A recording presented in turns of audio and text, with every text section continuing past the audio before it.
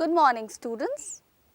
My name is Prerna, and today from your main reader, First Flight, we are going to be studying chapter number 10. So, the name of the chapter is The Sermon at Benares. Now, let us first understand the title of the chapter. So, as I have already told you that the title of the chapter is Sermon at Benares. What is the meaning of the word sermon? Sermon is basically a teaching, mainly a religious teaching, which is given by a sage or someone belonging to a religious community, someone who is heading a religious community. So, this sermon or this teaching was given at Benares. So, who gave this sermon? It was Gautam Buddha. And what makes this all the more special? Why is this sermon so special? What is so unique about it? The uniqueness about this sermon is that this was the first teaching or this was the first lesson that Gautam Buddha gave after achieving enlightenment. And Benares was the first place where Gautam Buddha delivered a sermon after achieving enlightenment. So, let us talk more about this chapter. Now, we cannot escape from realities of life. One such reality is that each one of us is a mortal being. What do we understand by the term mortal? That we all have to leave this world. Ultimately, we and our loved ones all have to depart from this world. We all have to depart from this world. We all have to leave this world. However, one needs to overcome the grief of losing the loved one. So, let us understand this chapter in detail, that what is this grief we are talking about, or how do we overcome this grief, and what is the need to overcome this loss, and is it that easy, or why should we not lament about losing someone? Now, first we are going to have a quick look or a brief look at the life of Gautam Buddha. So, Gautam Buddha was not a born sage.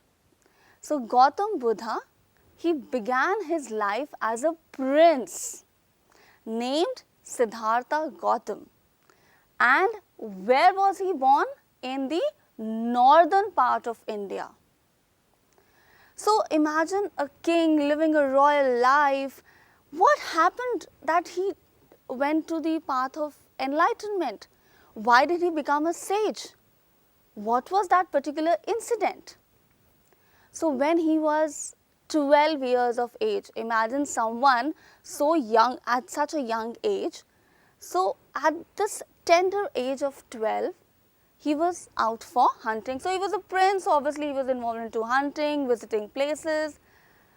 So, he was out for hunting, and suddenly he saw certain scenes, he saw certain things which seemed very unpleasant to him. So, what were these? So, he saw a sick man, someone who was not well, someone who was very aged, someone who was old, and then he saw a funeral procession.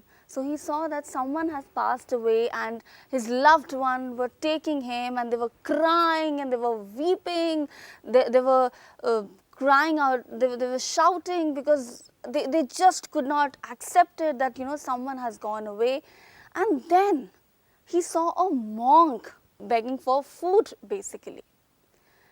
So, these four sights of a sick man, of an old man, of a funeral, and then of a monk, it really disturbed him.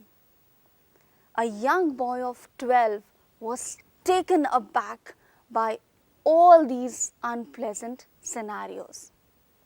So these sights moved him so much. He became so overwhelmed with emotions. He was so much taken aback. He felt so sad after looking at these that he went out into the world to seek enlightenment concerning the sorrows he had witnessed. So now Gautam Buddha, when he saw these four sights, he wanted to understand. First of all, he was very shocked to know that, oh my God, in this world there are so many sufferings, because he was born in a royal family. So he thought everything is absolutely fine, the life is really good and happy-go-lucky, you know. But when he saw all this, he wanted to understand that, oh my God, is this also a part of life? So he thought, and he made a commitment to himself.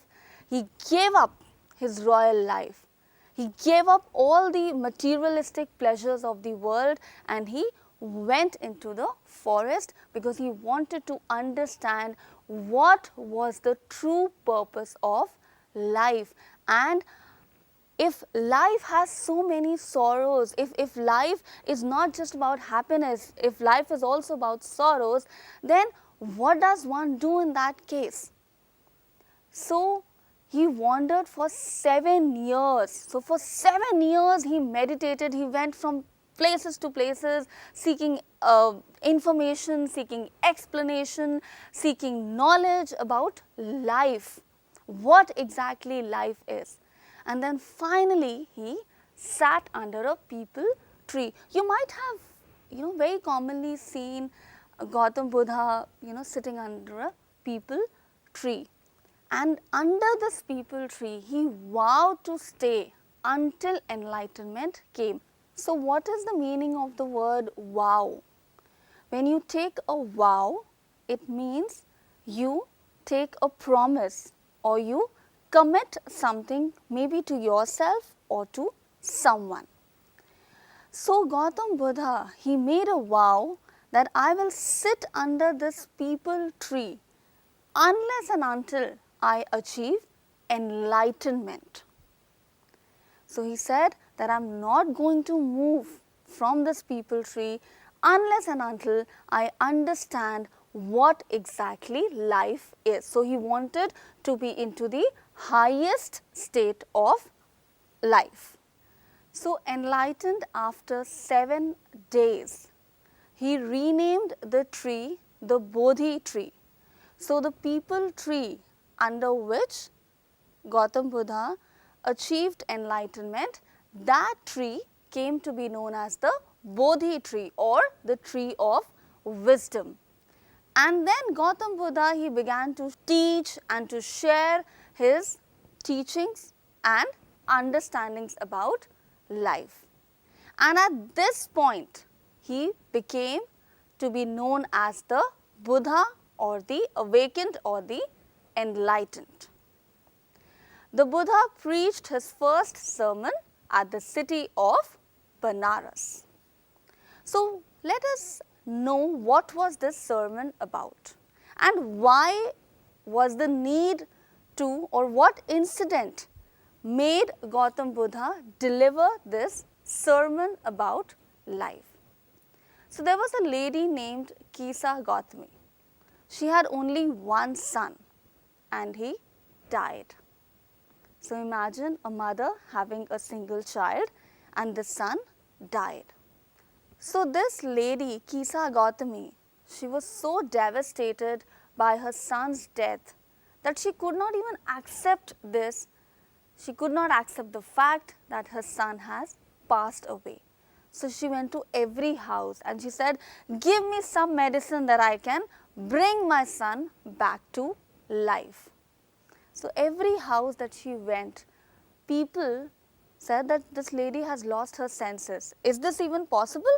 The boy is dead. This is just not possible. Why is this lady behaving in such a manner? Then after a lot of searching, Kisa Gautami met one man. So she met a man who said that I cannot give you the medicine, but I can tell you name of a person who can help you. I can tell you a physician who can help you. So Kisa Gautami, she had become so desperate that she said, tell me, please let me know who is this man, who is this physician. So this man said that you go and visit Shakyamuni. The name of this person is Shakyamuni, the Buddha. So when Kisa Gautami, when she rushed to Gautam Buddha, so Gautam Buddha in a very serene tone, in a very peaceful tone, he said, all right, I'll try to help you, but for that, you need to do one thing. So Kisa Gautami said, okay, tell me, what am I supposed to do? So Gautam Buddha replied, I want a handful of mustard seeds. So Kisa Gautami was like, all right, this is not such a big task. But then Gautam Buddha told her another thing. He said, you get these handful of mustard seeds, but only from that particular house where no one has ever lost a child, a husband, a parent or a friend. So Gautam Buddha said that you go get a handful of mustard seeds, but only from that house where no one had ever died. So Kisa Gautami said, okay, let me try this. So she went to every house, every possible house in the village she went. But she could not find any such house, because every house she went to, there was someone who had died maybe a few years ago, or a year back, few months back. So death in every house had taken place. So then she was in a state of despair. She felt completely hopeless because she could not find any such house. And then she sat down at the wayside watching the lights of the city. And suddenly she saw that these lights were flickering. So they were, the lights were coming in, they were going out. So she saw that these lights were continuously flickering and suddenly they extinguished. So there was complete darkness all around. So what happened? At last, the darkness of the night reigned everywhere. So there was complete darkness. And she here refers to Kisa Gautami. And she considered the fate of men, that their lives flicker up and are extinguished again. So she realized this thing, that each one of us have to leave this world one day. The light of life finally extinguishes. And then she thought to herself, how selfish am I in my grief? Death is common to all.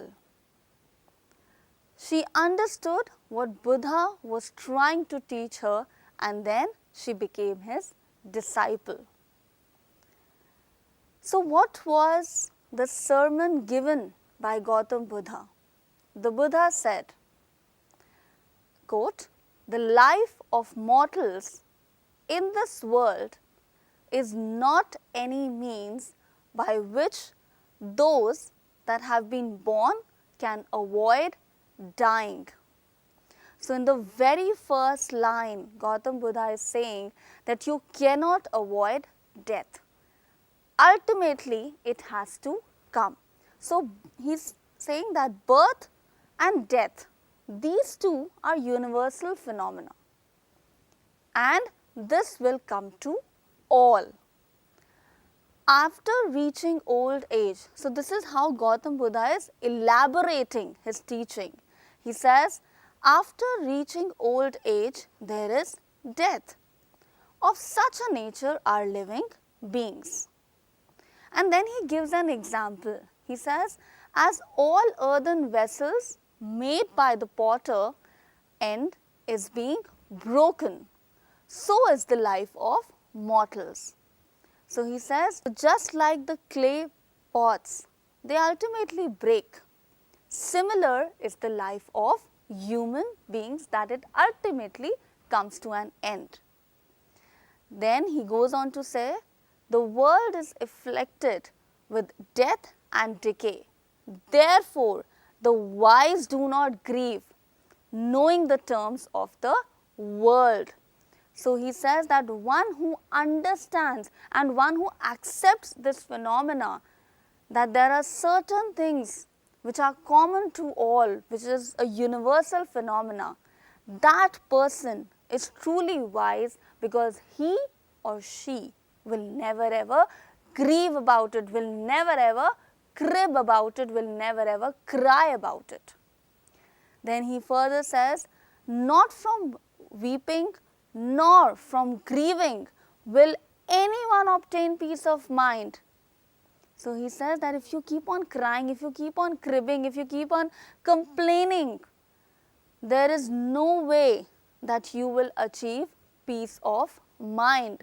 On the contrary, his pain will be the greater and his body will suffer. So he says that if you keep on cribbing, if you keep on saying, oh my God, my life has so many problems, oh my God, why does this always happens to me? You are putting yourself on the path of suffering. You are not helping yourself. And then he says, Gautam Buddha elaborates, he says, he will make himself sick and pale, yet the dead are not saved by his lamentation. He who seeks peace should draw out the arrow of lamentation and complain and grief. Draw out the arrow means that you need to give up this habit of complaining, of lamenting, of crying, of weeping unnecessarily. He who has drawn out the arrow and has become composed will obtain peace of mind. He who has overcome all sorrow will become free of sorrow and be blessed. So in a nutshell, Gautam Buddha is saying that once you start accepting that joy and sorrow are two components of life, and these will exist, keep on existing. So today you are in a very joyful state, tomorrow you might be a little sad, or maybe 1 hour later you might be a little sad about something. But this is where you need to understand that these are essentials of life and this will keep on happening. But what is it that one needs to do? One needs to understand that in my life, these things will come and go. I am not supposed to hold on to these things, because if I keep on holding to these things, ultimately my life is going to become a little messy. And then here I will give you an example. So let's say you are aiming at 90% marks. It's good to have those aspirations. It's good that you want 90% marks or more than 90% marks. But let's say you get 70% or 80% and you keep on grieving about it, you keep on thinking about it, what's going to happen? You are sitting with a suffering in your hand, but you are not taking action. You are not taking a step ahead to ensure that next time you work harder to achieve what you want to. So here I will leave you with a food for thought. If the loss can be recovered, then why lament? Why cry about it? And if the loss cannot be recovered, then why cry about it too? Think about it. So I really hope that all of you enjoyed this chapter, and I would say try to implement this teaching of Gautam Buddha in your life, and you will see your life changing positively. Thank you so much.